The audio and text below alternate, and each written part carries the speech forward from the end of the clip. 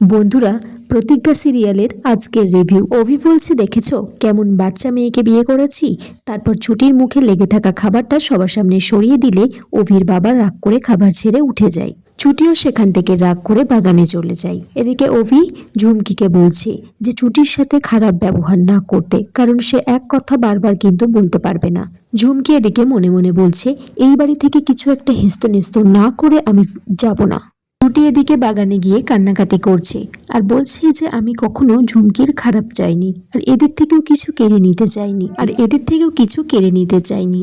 তখন বলছে, আমার কেন জানি মনে হয় এই বাগানটা, এই জায়গাটা আমার অনেক দিনের চেনা। ছুটির গায়ে তখন হলুদ রঙের ফুল ঝরছে, যেরকমটা ছোটবেলায় অভি পরীর গায়ে ছুটিয়ে দিয়েছিল। অভি সেখানে এসে ছুটিকে বলছে যে এই ঝুমকিকে নিয়ে এত ভাবার কোনো প্রয়োজন নেই, হয়তো কিছুদিন আসা যাওয়া করবে, তারপর আবার সব ঠিক হয়ে যাবে। ছুটি তখন বলছে, ঝুমকি বাড়িতে না এলেই কি সব সমস্যার সমাধান হয়ে যাবে? ছুটি তখন অভিকে বলছে যে আমরা 1 বছর থাকার যে শর্তটা নিয়েছি, কেন জানি না মনে হচ্ছে শেষ রক্ষা হবে না, আর আমার বাবাকেও আর ছাড়ানো হবে না। অভি এদিকে ছুটির হাতটা শক্ত করে ধরে তাকে এক জায়গায় বসিয়ে দিয়েছে আর বলছে যে চুপ করতে, কারণ কেউ একটা এই কথাটা শুনে গেলে তাদের পরিকল্পনা সব ব্যর্থ হয়ে যাবে। অভি তখন বলছে, আপনি হয়তো ভাবছেন আমি কেন ছেলে মানুষই করছি এরকম একটা সাধারণ বিয়ে থেকে বের হবার জন্য।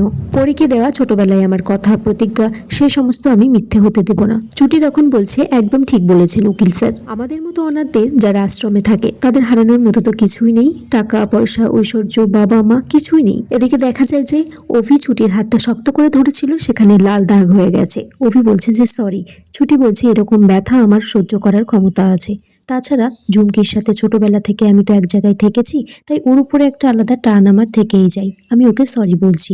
যখনই ছুটি সেখান থেকে চলে যাবে, ছুটির ওড়নাটা একটা কাটা গাছে বেঁধে গেছে। তারপর গাছেদের সাথে কথা বলছে যে সবার এই জোর জুলুম তো ছুটির উপরে, এবার তো তুইও বলবি যে গাছ বলে কি মানুষ নয়। অভির তখন সেই ছোটবেলায় ছেলেবেলার কথা মনে পড়ে যায়, যে পরী গাছেদের সাথে কথা বলতো।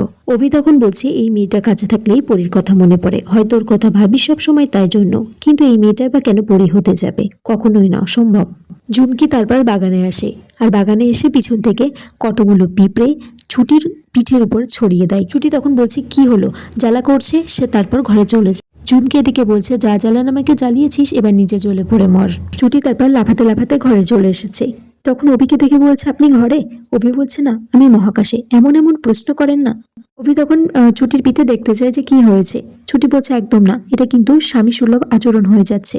অভি তারপর ছুটিকে বলে যে এখানে সামনে বসতে, কারণ সে নিজে হাতে পিঠে মলমটা লাগিয়ে দেবে। তার তো আর ইয়া বড় বড় হাত না যে সে পিঠে নিজে নিজে মলম লাগাতে পারবে। ছুটি বলছে, আমি শিখাকে দিয়ে লাগিয়ে নেব। তখন অভি বলছে যে একদম চুপ, বেশি কথা আমি পছন্দ করি না। অভি তারপর নিজে হাতে ছুটির পিঠে মলমটা লাগিয়ে দেয়। ঝুমকি দিকে দরজার আড়াল থেকে সবটা দেখছে আর বলছে যে হতচ্ছাড়ি, কি এমন যে তোর মধ্যে আছে যেটা আমার মধ্যে নেই। অভির সামনে এসে মুখ ফিরিয়ে দেখে যে ছুটি কাঁদছে, বলছে যে মলমটা তো লাগিয়ে দিয়েছি। তারপর 1 গ্লাস জল এনে ছুটিকে দেয়। ছুটি তখন বলছে, আমাকে আর অস্বস্তিতে ফেলবেন না, এখান থেকে যান। তখন অভি বলছে যে এমনিতেই কাল রাত্রে আজকে কি নিয়ম কানুন আছে, আমি তো চেম্বারেই কাটিয়ে দেব, আপনি বরঞ্চ দরজাটা ভিতর থেকে আটকে দিন। ঝুমকি এদিকে ছুটির ঘরের দরজাটা একটা হাতুড়ি দিয়ে লকটা ভাঙার চেষ্টা করছে। সেখানে আওয়াজ শুনে অভি এসেছে। অভিকে দেখে ঝুমকি নিজের হাতুড়িটা হাতের মধ্যে লুকিয়ে রেখেছে। অভি বলছে, আপনি এখানে কি করছেন? ঝুমকি বলছে, আমার ছোটবেলার বন্ধু, তাই খোঁজ নিতে এসেছি কেমন। অভির ঠাম্মি তখন বলছে, এই তো আমাদের পরিমা, নিজের কথা না ভেবে অন্যের কথা ভাবে, কিন্তু আমার দাদু ভাই যে কেন চিনতে পারলো না। হিরে ফেলে কাচের পিছনে ছুটছে। অভির ঠাম্মি তারপর ঝুমকিকে বলে, আয় মা, কাছে আয়।